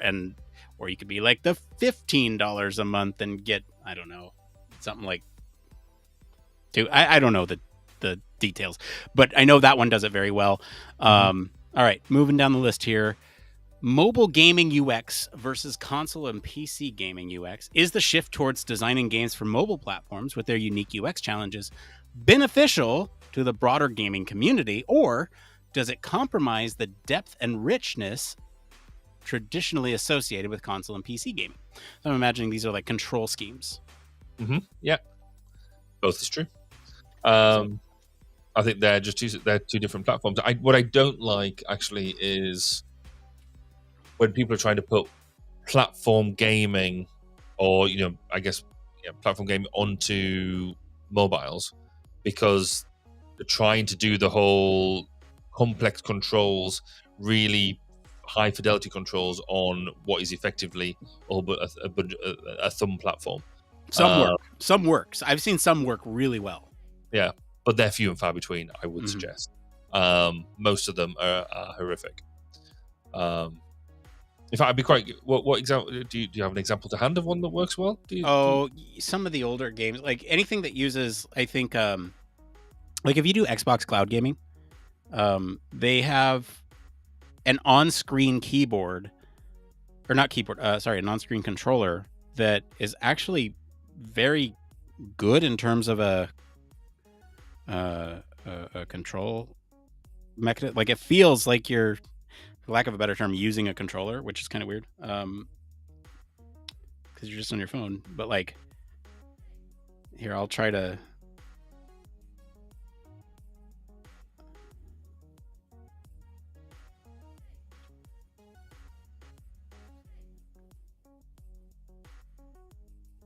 Yeah, I don't know what I'm doing.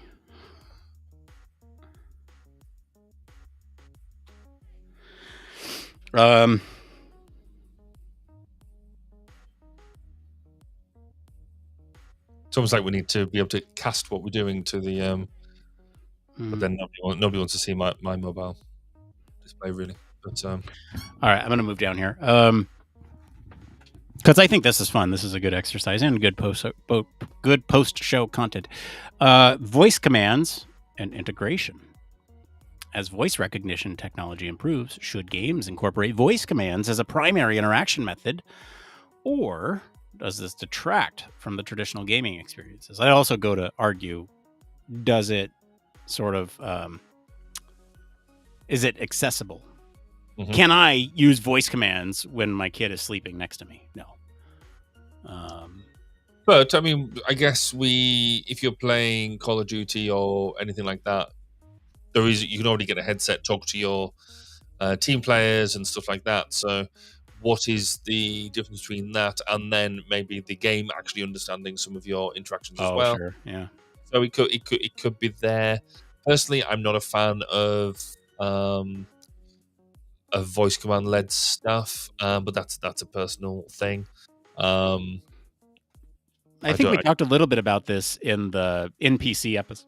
NPC episode that we talked about, which is interesting. I'd say, like, from that perspective, like the immersion, the like conversation with an NPC that's hooked up to ChatGPT, like primed with relevant information for that character, I think could be cool. But yeah, physical versus digital game collections, whatever. And then this one's interesting to me. Retro UI UX in modern gaming. Is the trend of incorporating retro UI elements and gameplay mechanics in modern games a genuine homage and design choice, or is it merely nostalgia-driven as a gimmick that might not cater to newer generations of gamers? Both is true. Yep. I think.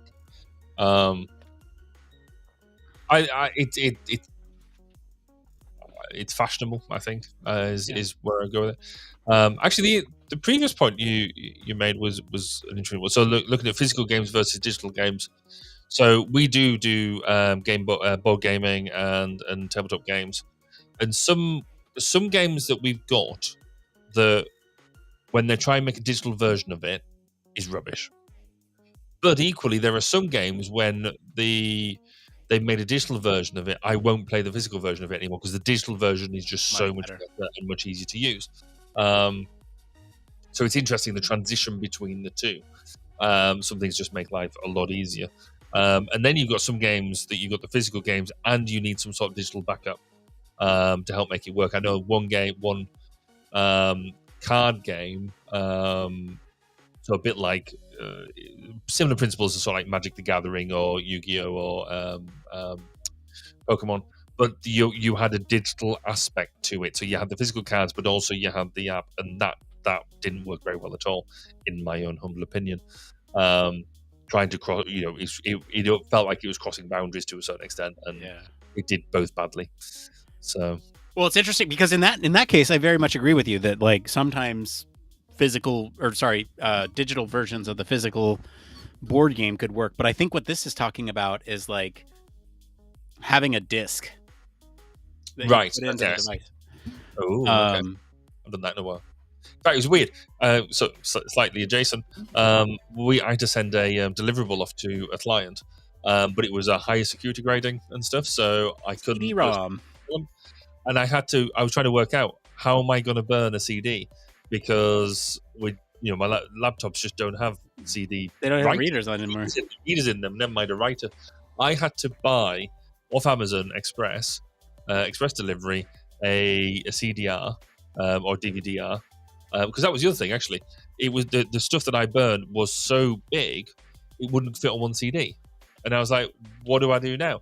So I had to get a DVD and burn a DVD rather than a CD in order to be able to get the amount of data onto this single disc in order to be able to send it off. I was like, wow, I feel like I've gone back to the Stone Age. So yeah, unbelievable sometimes. It's, I mean... There are some interesting things with like physical collections versus digital collections that I mean are not immediately apparent. Like I can't find some of my physical collection because we moved and it's in a box somewhere and I don't know where I put everything. Hold on.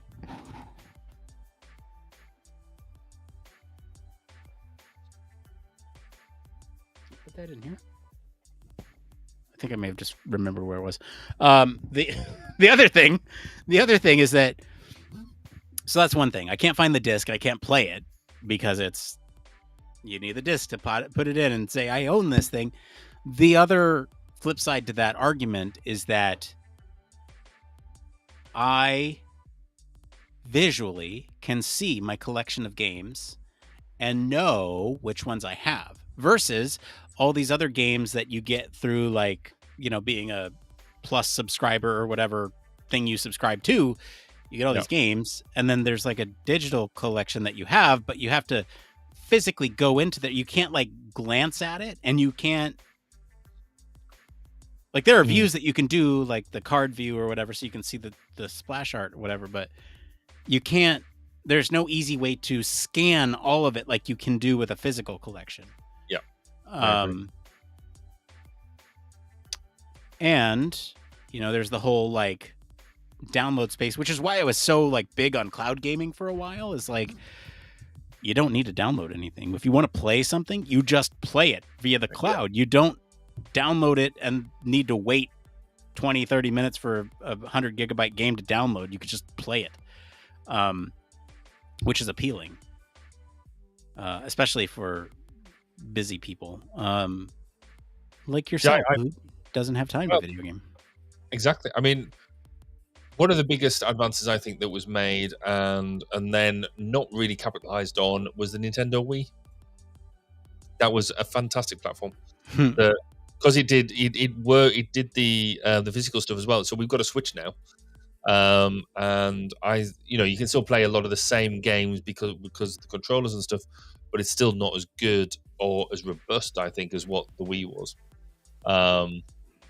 I used to like that platform. Interesting. Why don't you think it's robust in like its input methodology, input control? Yeah, like what? I think the controllers themselves, the Wii ones were thicker. They felt more robust because of the hand grips and all that sort of stuff. Whereas on the Switch, they just feel they're a lot smaller, a lot lighter, and therefore I don't feel that they're as robust. I mean, objectively, they're as efficient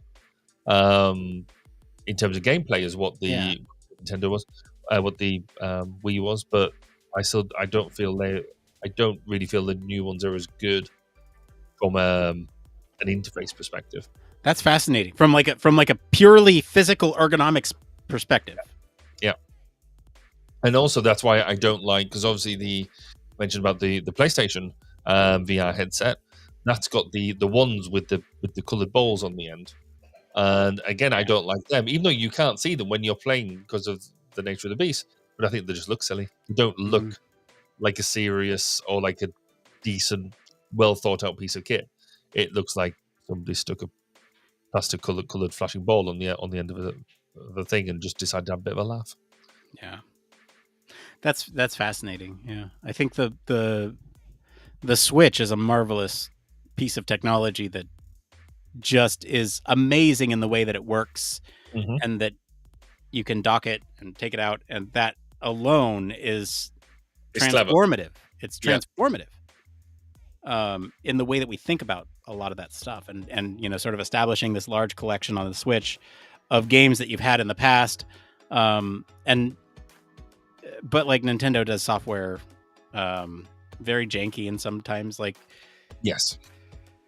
the access to like all the older titles and whatnot, they didn't transfer over from the Wii to the Switch, and so it's like you spent all that money and now you don't get access to them, whereas like every other platform since PlayStation 2 has been forwards compatible for the most part. There's been some that just, you know, for whatever reason, but like Xbox is really fascinating from the compatibility perspective, because you can go back and play almost any Xbox title if you pop in a disc to any other system, which was a big deal when you went from the Xbox to the 360. Which, you lost the entire. Yeah. So, Very true. or maybe I'm misremembering. Was it PlayStation to PlayStation 2 that did that, and then Xbox went back and started patching? I'm not sure. I think that's it. It was. PlayStation Xbox, could play anything, right? I was going to say Xbox to 360. You can't pay one Xbox One on Xbox 360s, or is it the other way around? Fake gamers. All right. It's time. With that, let's get out of here. Thanks everyone for joining us live. Appreciate you here with us. Let us know who won that debate in the comments, and explain why it wasn't Barry. And then we'll be back, like I said, in 2 weeks' time. We'll be back here to talk about the next story. We'll post up a poll on our Patreon sometime next week, Monday night, where you can go and vote. Or sorry, Tuesday morning. You can go and vote on next time's show. So we'll see you then. That's next month. So we'll see you in October for Spooky Month. Indeed. Talking about all sorts of spooky things. Bye, everybody. Goodbye. Bye. Where's my thing? Hang on, Barry. Don't go yet. Hold on. Wait a minute. I got to press the button. There it is. Are you tired of boring lectures and textbooks on human factors and UX? Well, grab your headphones and get ready for a wild ride with the Human Factors Minute podcast. Each minute is like a mini crash course packed with valuable insights and information on various organizations, conferences, usability methods, theories, models, certifications, tools, and much more. We'll take you on a journey through the fascinating world of human factors, from the ancient history to the latest trends and developments. Listen in as we explore the field and discover new ways to enhance the user experience. From the Think Aloud protocol to the critical incident technique, focus groups, iterative design, we'll make sure that you're the smartest person in the room. Tune in on the 10th, the 20th, and the last day of every month for a new and interesting tidbit related to human factors. Don't miss out on the Human Factors Minute podcast, your ultimate source for all things human factors. Human Factors Cast brings you the best in human factors news, interviews, conference coverage, and overall fun conversations into each and every episode we produce. But we can't do it without you.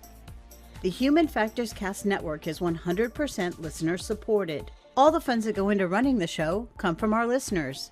Our patrons are our priority, and we want to ensure we're giving back to you for supporting us. Pledges start at just $1 per month and include rewards like access to our monthly Q&As with the hosts, personalized professional reviews, and access to the full library of Human Factors Minute, a weekly podcast where the hosts break down unique, obscure, and interesting human factors topics in just 1 minute. Patreon rewards are always evolving, so stop by patreon.com/humanfactorscast to see what support level may be right for you. Thank you, and remember,